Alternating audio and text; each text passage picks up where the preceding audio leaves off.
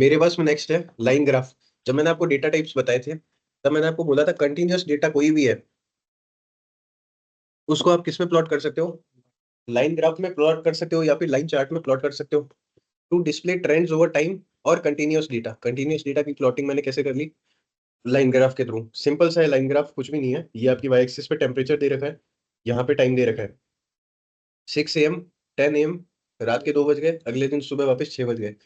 Temperature आपने दे दिया सुबह 6 बजे 30 था, 10 AM पे थोड़ी गर्मी हुई, रात के 2 बजे थोड़ी और गर्मी हो गई, और सुबह 6 बजे वापस से थोड़ा सा नॉर्मल हो गया टेम्परेचर।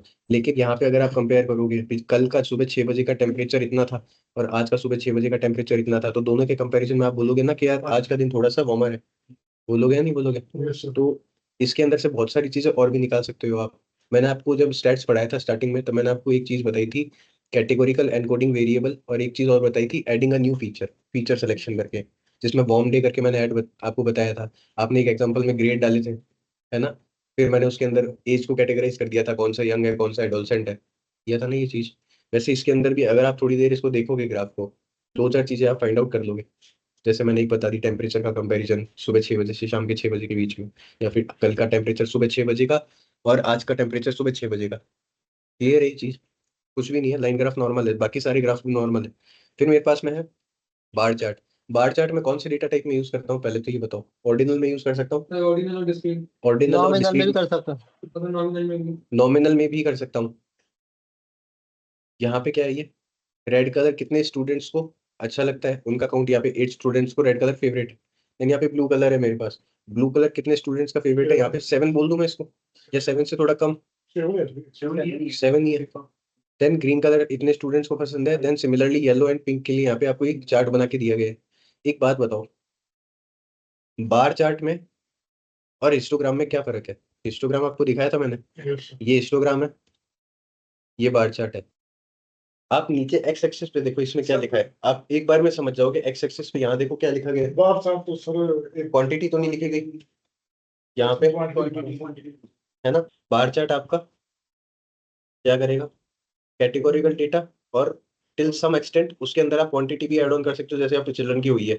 लेकिन दोनों में बहुत ज्यादा फर्क है, यहाँ पे आप रेंज डिफाइन नहीं कर सकते, है ना? अगर आप इसको मिला के लगा भी दोगे, दोनों के बीच में गैप नहीं दिखाओगे उस चीज का, पहली बात तो कोई सेंस ही नहीं बनेगा। नहीं बना, आपने चिपका दिया सारे कलर्स को, हुआ क्या उससे?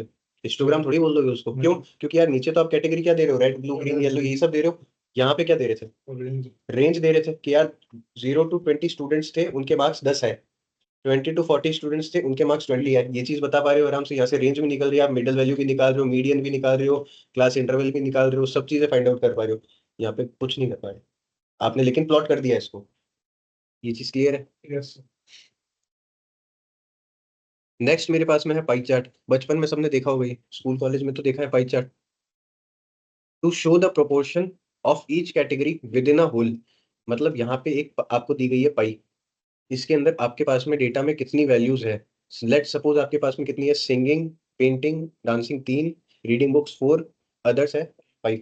फॉर एग्जाम्पल आपके पास में 4 वैल्यूज ही है आपके डेटा के अंदर, ठीक है?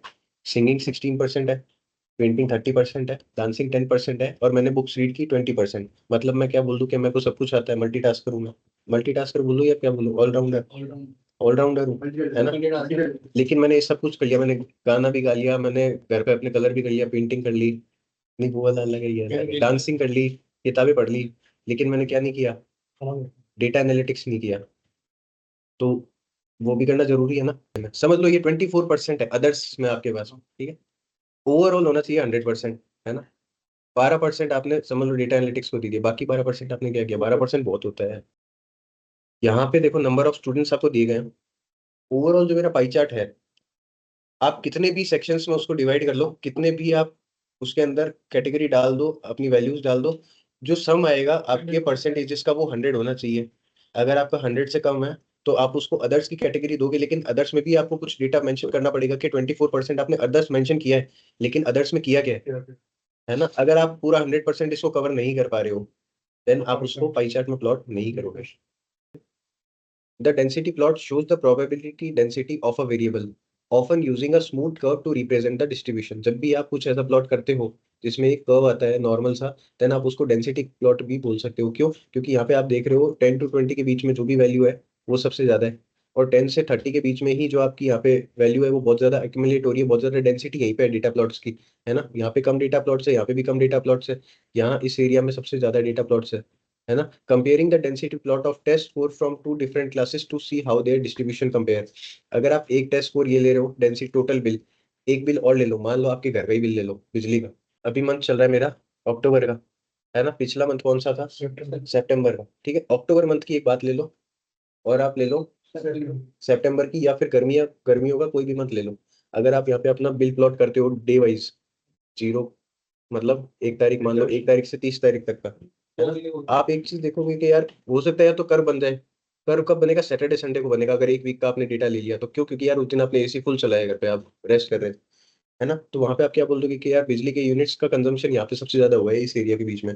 वो कंपैरिजन मुझे कब पता चलेगा? जब मैं अपने वीक डेज को कंपेयर करूंगा और वीकेंड को कंपेयर करूंगा, या फिर 2 वीक्स को कंपेयर करूंगा। ये चीज कर सकता हूँ मैं। तो डेंसिटी देखनी है मुझे बेसिकली, और कुछ भी नहीं है इसके अंदर। डेटा प्लॉट, जब डेटा को प्लॉट करोगे ना, तब कुछ ऐसे ऐसे ग्राफ अपने आप बन के आएंगे। जब आप सेलेक्ट करोगे, अब देखो जैसे यहाँ पे एक्सेल है मेरे पास में, ये शीट है ना। मैंने ये सेलेक्ट कर लिया, और इंसर्ट में जाके चार्ट ही तो इंसर्ट करना है आपको। बार चार्ट बनाना है, लाइन चार्ट बनाना है, पाई चार्ट बनाना है। मैं इसको लगा भी दूं अभी, लेकिन मेरे पास में इसकी कैटेगरी डिफाइन नहीं है कि 1934 36 है क्या चीज, नाम है, मार्क्स है, क्या है, क्या मुझे नहीं पता। पहले प्रॉपर एक डेटा सेट लेंगे, फिर उसके अकॉर्डिंग सारे चार्ट प्लॉट करा दूंगा। यहाँ पे देखो ये वाला आपका वो है, स्कैटर प्लॉट, है ना, है। यहाँ पे डेटा पॉइंट्स की स्कैटरिंग देखो, इसने ऑटोमेटिकली यहाँ पे एक तो ये वाई एक्सिस पे कुछ ले लिया, यहाँ पे एक्स एक्सिस पे कुछ ले लिया। इसको प्लॉट कर रहे हैं 20, देन यहाँ पे 34 32, है ना। इस पॉइंट पे जाओगे तो इसकी डिटेल्स भी मिल जाएगी कि ये थर्ड पॉइंट पे है, और यहाँ इस पॉइंट की वैल्यू कितनी है, 36। अगर ऐसे बहुत सारे डेटा पॉइंट्स होते तो यहाँ पे क्या हो जाता, झुंड। अभी ये वाला कौन सा कोरिलेशन दिख रहा है मुझे? पॉजिटिव कोरिलेशन दिख रहा है। क्यों दिख रहा है? क्योंकि मैंने इसको सबसे पहले सॉर्ट कर चुका हूँ, डेटा को असेंडिंग ऑर्डर में मैं लिख चुका हूँ। ये चीज क्लियर है? चार्ट बहुत सारे तरह के हैं, इनके टाइटल वाइटल आप दे सकते हो, है ना। कलर वलर सब चेंज कर सकते हो इसके अंदर। बढ़िया है ये देखो, ऐसा भी बना सकते हो, ऐसा भी बना सकते हो, कुछ ऐसा बना सकते हो। ये अगर मैंने प्लॉट कर दिया, ये कुछ वैल्यूज थी मेरे पास में यहाँ पे, उनको मैंने चार्ट में कन्वर्ट किया है। अब आपको चार्ट कुछ ऐसा दिख रहा है। ये जो लाइन जाती हुई दिख रही है, ये क्या है? ये वो लाइन है जहाँ पे सबसे ज्यादा डेटा पॉइंट्स मेरे लाई कर रहे हैं, है ना। ये इसको मैं बोलता हूँ ट्रेंड लाइन। दिख रहा है आपको? और भी बहुत सारे चार्ट्स प्लॉट कर सकते हो इंसर्ट में जाके, है ना।